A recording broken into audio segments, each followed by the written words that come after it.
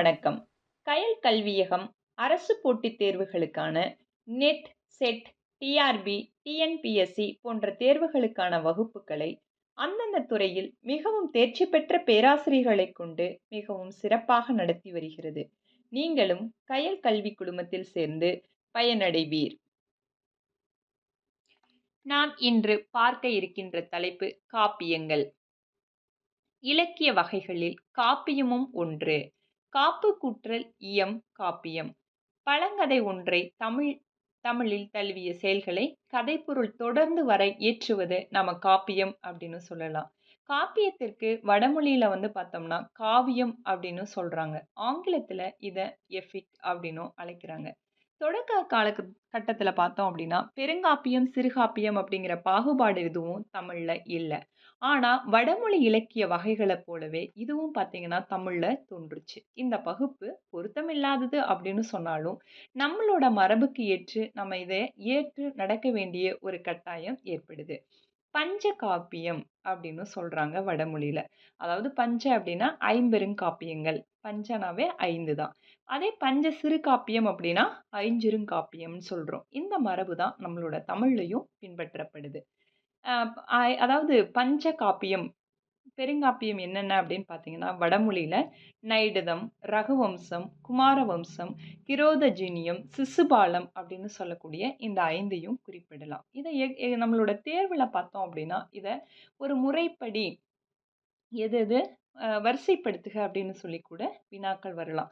இந்த மாதிரி வருகின்ற பொழுது நம்ம என்ன பண்ணணும்? எப்பயுமே அதனுடைய வரிசை மாறாம நம்ம படிச்சுக்கிறது நம்மளோட தேர்வுக்கு மிகவும் பயனுள்ளதாக இருக்கும். காப்பியத்திற்கு சிறந்ததொரு இலக்கணத்தை சொல்லக்கூடிய நூல் அப்படின்னு பார்த்தோம்னா, தண்டி அலங்காரம். இது கிபி 12ஆம் நூற்றாண்டை சார்ந்தது அப்படின்னு சொல்லலாம்.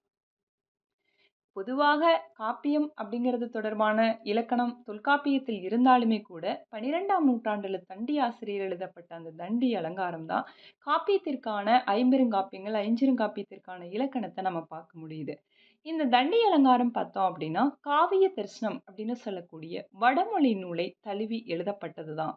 இந்த தண்டி அலங்காரத்தினுடைய ஆசிரியர் யாரு அப்படின்னா, ராசசிம்ம பல்லவன் என்று சொல்லக்கூடியவர்கிட்ட அவைக்கள புலவராகவும் இருந்திருக்காரு. காவியம் அப்படிங்கிறதுக்கான சில அறிஞர்களுடைய கருத்தும் நம்ம பார்க்க முடியுது.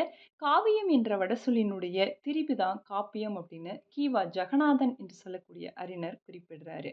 இது மட்டும் இல்லாம மணிமேகலையில பார்த்தோம் அப்படின்னா, நாடக காப்பிய நன்னூல் அப்படின்னு சொல்லக்கூடிய ஒரு தொடர் வரத நம்ம பார்க்கிறோம். அதுவே வீரசோழிய 5 இலக்கண நூலாக கருதப்படுகின்ற வீரசோழியத்தினுடைய உரையில காப்பியம் என்ற சொல்லுக்கு இலக்கணம் என்ற பொருண்மையிலையும் குறிப்பிட்டிருக்கிறத நம்ம பார்க்க முடியுது. தமிழ் காப்பியங்கள பார்த்தீங்கன்னா, ஐம்பெருங்காப்பியங்கள், ஐஞ்சிறுகாப்பியங்கள் அப்படின்னு சொல்லி நம்ம வடமொழி மரபுக்கு ஏத்த மாதிரியே பிரிக்கிறோம். இதுல தண்டி அலங்காரம் பார்த்தோம் அப்படின்னா, அதாவது பெருங்காப்பியத்திற்கான இலக்கணத்துல அறமுதல் 4னுள் குறைபாடுடையது காப்பியம் என்று கருதப்படுவது அப்படின்னு, அதாவது ஒன்று குறைவாக இருந்தா அது ஐஞ்சிறுகாப்பியத்துக்குள்ள கொண்டுட்டு போலாம். இல்ல அப்படின்னா ஐம்பெருங்காப்பியத்துக்குள்ள கொண்டுட்டு போலாம் அப்படின்னு தண்டி அலங்காரம் குறிப்பிடுறதையும் நம்ம பார்க்கிறோம். ஐம்பெருங்காப்பியம் அப்படிங்கிற தொடர பயன்படுத்திய உரையாசிரியர் யாரு அப்படின்னா, நன்னூலுக்கு உரை எழுதின மயிலைநாதர் தான் முதல்ல இந்த ஐம்பெருங்காப்பியங்கள் அப்படிங்கிற தொடர பயன்படுத்துறாரு.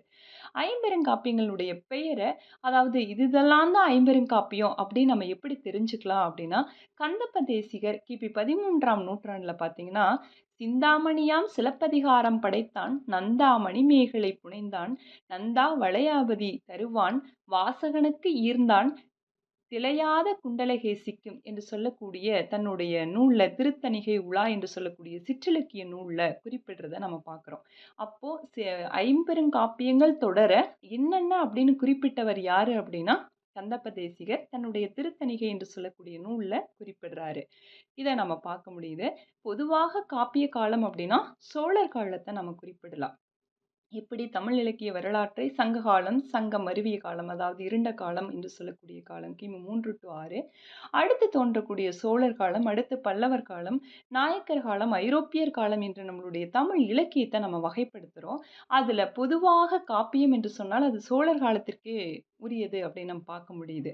அப்படி இருந்தாலுமே கூட சிலப்பதிகாரமும் மணிமேகலையும் பார்த்தோம்னா, சங்க காலம் அல்லது சங்கம் மருவிய கால காப்பியம்னு சொல்லலாம். ஏன்னா, இந்த காலகட்டத்தில தான் நம்மளுடைய சிலப்பதிகாரம், மணிமேகலை 2 நூல்களும் குறிப்பிடப்படுகிறது. இது தொடர்பாக அரசு தேர்வுகள்லயும் நம்ம இத பார்க்கலாம். சிலப்பதிகாரம், மணிமேகலை எந்த காலகட்டத்தை சார்ந்தது அப்படின்னா, நம்மளுடைய சங்கம் மருவிய காலகட்டத்தை சார்ந்த ஒரு காப்பியமாகவே இந்த 2ம் பார்க்கப்படுகிறது. பெருங்கதை, சிந்தாமணி, சீவக சிந்தாமணி இந்த நூல்கள் எல்லாம் பல்லவர் காலத்தைச் சார்ந்த காப்பியங்களாக பார்க்கப்படுகிறது. கம்பராமாயணம், பெரிய புராணம் இந்த காப்பியங்கள் எல்லாம் சோழர் காலத்தைச் சார்ந்த காப்பியங்களாக பார்க்கப்படுகிறது. இருந்த போதிலும் அதிகமான காப்பியங்கள் சோழர் காலத்தில் தோன்றியதனால, பொதுவாக காப்பிய காலம் என்றால் நம் சோழர் காலத்தையே குறிப்பிடலாம். கால வரையறை என்று நாம் பார்க்கும்போது, ஒவ்வொரு அறிஞர்களும் அதாவது இந்த காலகட்டத்தை ஒரு பகுப்பாய்வு செய்ததை நம்ம பார்க்கலாம். சி.வை. தாமோதரம் பிள்ளை அவர் என்ன சொல்றாரு அப்படின்னா, இதிகாச காலமான கிபி 350லிருந்து கிபி 1150 வரைக்கும் இந்த காலகட்டத்தை காப்பிய காலம் அப்படின்னு சொல்லலாம்னு சொல்றாரு. என். சீனிவாச ஐயங்கார் என்று சொல்லக்கூடியவர் தமிழ் ஸ்டடீஸ் அதாவது 1914ஆம் ஆண்டு கிளாசிக்கல் ப்ரூஃப் என்று தன்னுடைய செவ்வியல் காலமாக குறிப்பிடுறாரு. 150லிருந்து கிபி 500 வரைக்கும் வரையறை செய்கிறாரு. இந்த காலகட்டத்தில் சிலப்பதிகாரமும் மணிமேகலையும் தோன்றின அப்படின்னு அவர் ஒரு வரையறை செய்கிறாரு. அடுத்து காசு பிள்ளை அவர்கள் பார்த்தீங்கன்னா கிபி 10ஆம் நூற்றாண்டிலிருந்து அதாவது 13ஆம் நூற்றாண்டு வரை இருக்கக்கூடிய காலகட்டம் அப்படின்னு சொல்லலாம். இந்த காலகட்டத்தில் சீவக சிந்தாமணி, வளையாபதி இந்த நூல்கள் எல்லாம் தோற்றம் பெற்றது அப்படின்னு ஒரு வரையறை செய்கிறாரு. அடுத்து எஸ். வையாபுரி பிள்ளை அவர்கள் 1957 வெளியான இவருடைய காவிய காலம் என்று சொல்லக்கூடிய தன்னுடைய நூலில் முற்கால காவியம் காலம் அப்படிங்கிறது கிபி 750லிருந்து கிபி 1000 வரைக்கும் தன்னுடைய காலத்தை வரையறை செய்கிறாரு.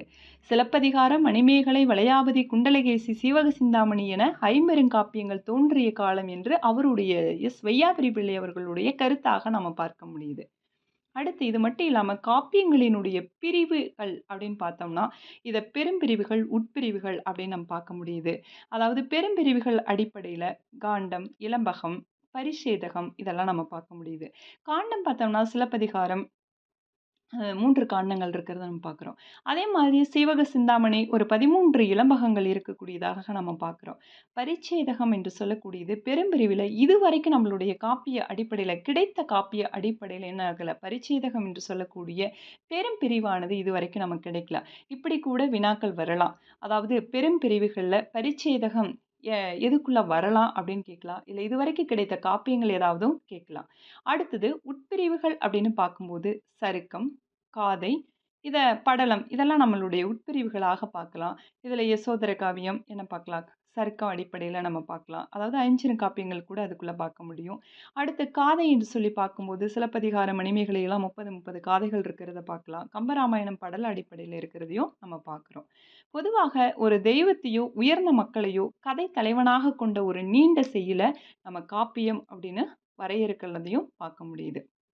இந்த ஐஞ்சிறுகாப்பியங்கள் அப்படிங்கிறதுக்கு அற முதல் 4 குறைபாடுடையது காப்பியம் என்று கருதப்படும். அதாவது 50 என்றால் அறம், பொருள், இன்பம், வீடு 4 பொருட்களையும் சொன்னாத 50 என்றும் இதில் ஏதாவது ஒன்று குறைந்தாகவோ அல்லது ஏதாவது ஒன்றை வைத்து எழுதப்பட்டதாகவோ நம்ம என்ன பண்ணலாம், ஐஞ்சிறுகாப்பியத்துக்குள் அடக்கலாம். பொருட்தொடர் செய்யுள், சொற்றொடர் நிலை செய்யுள், முடிபொருள் செய்யுள் இப்படியெல்லாம் நம்ம காப்பியத்திற்கு வேறு பெயர்கள் இருக்கிறதையும் நம்ம பார்க்க முடியுது.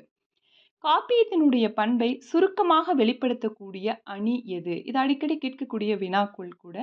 பாவிக அணி அதாவது தண்டி அலங்காரம் குறிப்பிடக்கூடிய அணியில காப்பியத்திற்கான சொல்லக்கூடிய ஒரு அணியாகவும் இது பார்க்க முடியுது.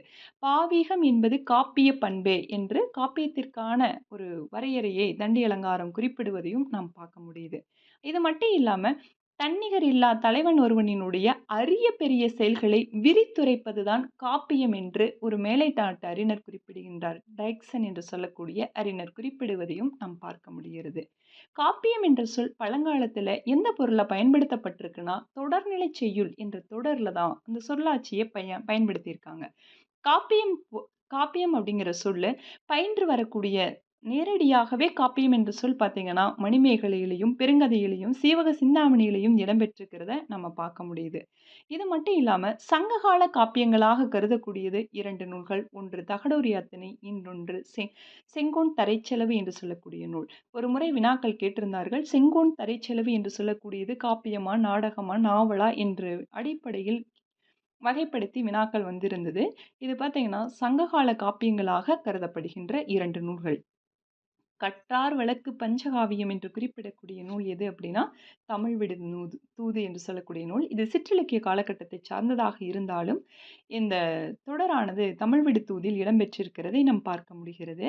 அகவல் பாவால் அமைந்த காப்பியம் பார்த்தோம்னா, சிலப்பதிகாரம், மணிமேகலை, பெருங்கதையெல்லாம் ஆசிரியர் பாவால் என்று சொல்லக்கூடிய அகவல் பாவால் இயற்றப்பட்ட காப்பியங்களாக பார்க்கப்படுகிறது. புராண காப்பியங்கள் என்று எடுத்துக்கொண்டால் பெரிய புராணம், கந்த புராணம் இவற்றை பார்க்கலாம். பெருங்காப்பியங்களில் இடம்பெறக்கூடிய சமயங்கள் என்று பார்க்கும்போது சமண காப்பியமும் அடுத்து பௌத்த காப்பியமும் இடம்பெற்றிருக்கிறதை நாம் பார்க்க முடியும். சங்கம் அருவிய காலத்தைச் சேர்ந்த காப்பியங்களாக சிலப்பதிகாரமும் மணிமேகலையும் பார்க்க முடிகிறது. ஐம்பெருங்காப்பியங்கள் என்பது பெண்கள் அணியக்கூடிய அந்த அணிகலன்களை அடிப்படையாக வைத்தே அதற்கு பெயர் இடம்பெற்றிருக்கிறதையும் நாம் பார்க்கலாம். சிலம்பு என்பது காலில் அணியக்கூடிய அணிகலன்களாகவும், மேகலை என்பது இடையில் அணியக்கூடிய அணிகலன்களாகவும், சிந்தாமணி என்பது கழுத்தில் அணியக்கூடிய அணிகலன்களாகவும், வளையாபதி என்பது கையில் அணியக்கூடிய அணிகலன்களாகவும், குண்டலகேசி என்பது காதில் அணியக்கூடிய அணிகலன்களாகவும் நாம் வகைப்படுத்தி இருப்பதையும் இது தமிழுக்கு உண்டான ஒரு பெருமையாக நாம் பார்க்க முடிகிறது. ஐம்பெருங்காப்பியங்களில் சமண காப்பியங்கள் சிலப்பதிகாரம், சீவக சிந்தாமணி, வளையாபதி இந்த 3 காப்பியங்களையும் பார்க்க முடிகிறது. பௌத்த காப்பியங்களாக மணிமேகலை, குண்டலகேசி 2 காப்பியங்களையும் நாம் பார்க்கலாம். அடியாருக்கு நல்லார் சிலப்பதிகாரத்தை பொருள் தொடர்நிலை செய்யுள் என்றே குறிப்பிடுகின்றார். அதாவது சிலப்பதிகாரத்திற்கு சிறந்த உரை எழுதியவர் அடியாருக்கு நல்லார். அவர் என்ன சொல்றாரு அப்படின்னா, பொருள் தொடர்நிலை செய்யுள் என்று சிலப்பதிகாரத்தை வரையறை செய்வதையும் நான் பார்க்க முடிகிறது. தமிழ்ல தோன்றின காப்பியங்கள்ல சிலப்பதிகாரம், மணிமேகலை, பெரிய புராணம் மட்டும்தான் தமிழ்நாட்டுக்கு அதாவது நம்மளுடைய தமிழ்நாட்டு கதைகளை மூலமாக கருவாக கொண்டு இயற்றப்பட்ட காப்பியமாக நாம் பார்க்க முடிகிறது. ஐம்பெருங்காப்பியங்களை நன்னூல் பார்த்தோம்னா மயிலாடுதுறையினருடைய உரை எவ்வாறு வரிசைப்படுத்துது பார்த்தோம்னா சீவக சிந்தாமணி, சிலப்பதிகாரம், மணிமேகலை, வளையாபதி, குண்டலகேசி இப்படியும் வினாக்கள் வரலாம்.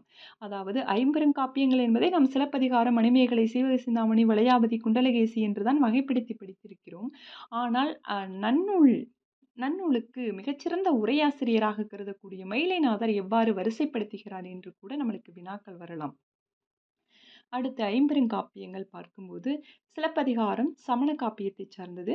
இது இளங்கோவடிகளால் இயற்றப்பட்டது. மணிமேகலை சீத்தலை சாத்தனார் இயற்றினார். பௌத்த சமயத்தை சார்ந்த காப்பியம். சீவக சிந்தாமணி திருத்தக்க தேவரால் இயற்றப்பட்டது. இது சமண சமயத்தை சார்ந்த காப்பியம். வளையாபதியினுடைய ஆசிரியர் யார் என்று அறியப்படவில்லை. அது சமண சமயத்தை சார்ந்த காப்பியம். குண்டலகேசி நாதகுந்தனாரால் இயற்றப்பட்டது. பௌத்த சமயத்தை சார்ந்த காப்பியம். ஐஞ்சிறுகாப்பியங்கள் என்று சொல்ல தோற்றுவித்தவர் யாரு அப்படின்னு பார்த்தோம்னா சீவை தாமோதரம் பிள்ளை அவர்கள். இவர் பதிப்புத்துறையில் ஒரு மிகப்பெரிய புரட்சி செய்தவரும் கூட சீவை தாமோதரம் பிள்ளை அவர்கள்தான். உவேசாவிற்கு பதிப்புத்துறையில் ஒரு மிகப்பெரிய ஆர்வத்தை ஏற்படுத்தியவரும் சீவை தாமோதரம் பிள்ளை அவர்கள்தான். அவர் ஐஞ்சிறுகாப்பியங்கள் என்று சொல்லி முதலில் பயன்படுத்துவதை நாம் பார்க்க முடிகிறது. ஐஞ்சிறுகாப்பியங்கள் என்ன என்று பார்த்தோமானால் சூளாமணி, இது தோளாமொழி தேவரால் இயற்றப்பட்டது. இது சமண சமயத்தை சார்ந்த காப்பியம்.